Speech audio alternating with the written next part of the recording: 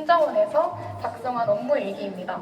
국왕의 명령과 출납, 그리고 왕과 신료들의 대화, 그리고 국왕의 일과 등을 빠짐없이 기록이 되어 있습니다. 네. 그리고 아까 잠깐 소개해드렸던 일성록인 많이 널리 알려진 화성성역 의궤를 보시도록 하겠습니다.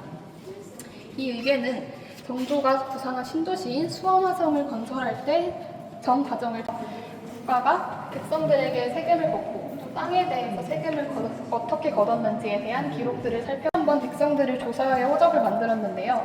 호적은 오늘날 가구와 유사한 단위인 호라는 단위 내에 인적사항을 기록해도 백성들이 농사를 짓고 살았기 때문에 여기에 대한 세금을 걷었는데요. 네, 조선 후기에는 또 효율적으로 국정을 운영하기 위해서 중요한 정보는 이렇게 평면 내에 빼곡하게 기록을 한 것을 확인할 수가 있습니다. 북쪽에 앉아 남쪽을 바라보면서 정치를 펼치고 기술을 집대성하여 만든 지도입니다. 네, 여기에 전시된 지도들은 경기 실용적인 지도보다는 좀 아름답게 그림이 그려진 산수화처럼 여겨지는데요.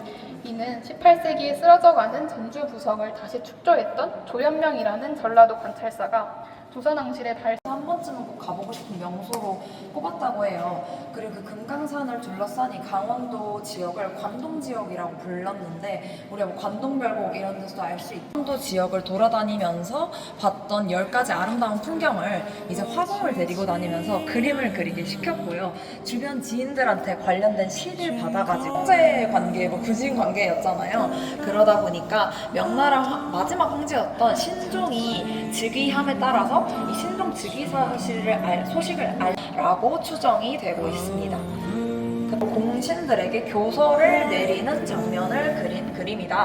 원본을 보여드리기가 좋다고 넘어갈 때 근대화를 겪는 시기에서 굉장히 많은 큰 충격에 빠져요. 아, 우리가 정말 이렇게 우물 안에 개구리였구나. 이미 우리가 알고 있었던 것보다 세상에 국가들이 훨씬 많고 좀 다른 나라의 속국이 되지 않기 위해서 많은 노력을 벌였는데요. 네, 맞아요. 여기는 인천에 있는 재물포구, 세계 각국 어느 나라와 어떤 무역 협정을 맺었는지를 나타내는 책이에요. 근데 이 책에서 우리가 한번 유심히 보셔야 될 것은 보면은 대청국, 오른쪽은 지금 대청국이라고 해서 청나라 국기가 그려져 있어요. 그리고 왼쪽은 읽어보면 대청국 속 고려국기라고 되어 있습니다. 그러니까 우리나라의 속국인 청나라의 속국인 고려하고 우리가 무역협정을 맺었다라고 하는 거예요. 그래서 우리나라가 나름대로 우리 딴에는 굉장히 스스로 자주화도 하려고 하고 근대화도 하려고 노력을 했지만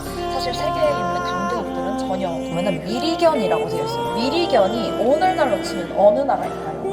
정답입니다. 이때는 미국을 미리견이라고 불렀어요. 네, 그래서 미리견이라고 돼 있고 그렇습니다. 사상에 영향을 크게 미친 종교가 한 3개 정도 있다고 보시면 될 것 같아요. 첫 번째가 뭘까요? 회계이왕 그리고 율곡이 선생께서 쓰신 거고 그리고 이거는 분자왕 왕이 임금이 어떠한 도를 가지고 백성들을 통치해야 되는지 왕에게 바치는 책이었던 거죠. 사실 많은 백성들이 여전히 유교를 신봉하고 있었거든요. 그러다 보니까 그 왕실에서는 이 유교를 널리 퍼뜨려야 되는데 시기하는 마음이 없어서 사람이 아닙니다. 이런 식으로 해서 일반 백성들도 읽고 쉽게 유교 사상을 접할 수 있게끔 이렇게 한글로 번역을 해서 널리 원본을 전시하고 있었는데요. 지금 보존상 이후로 제가 복제본으로 사상은 유교였지만 왕 임금 개인은 불교를 믿는 경우가 꽤나 이제 관음보살이 나와가지고 굉장히 신비로운 빛과 함께 나타났다라고 합니다. 그래서 세조가 이제 잠에서 깨가지고 신하들한테 내가 이렇게 신비로운 경험을 했으니까 모범이 돼요. 불교가 한마디로. 그래서 우리나라에서 유행했던 유교랑 불교랑 이런 것들이 섞여져서 우리나라만의 좀 독특한 도교 사상이죠. 원본은 약간 어떻게 하면 중환자를 구제할 수 있는지 이런 내용에 초점이 맞춰져 있는 반면에 조선에 오게 되면서는 효 사상이 섞이는 거예요. 유교 사상이 섞인다 했잖아요. 그 효가 차례봐라 이런 느낌의 책이라고 보시면 됩니다. 사실 다 복제본이고요. 그래서 이런 것들이 실제 사이즈가 어땠는지 이런 거를 보여드리려고 이렇게 관청 세우고 사람도 이렇게 쓰고 이렇게 하다 보면 이런 상세한 기록들이 조선왕조실록이나 승정원일기나 일성록 이런 것들이 있으면 책 하나하나를 펴가지고 중요한 부분을 보여드렸죠. 조선시대 때 책이 책장에 어떻게 꽂혀져 있었는지를 보여드리려고 합니다. 오늘날과의 차이점이 있을까요? 그래서 홍제 전서라 하는 홍제, 즉 정조가 남겼던 글들을 모아놓은 모음집 정도로 생각을 하시면 됩니다.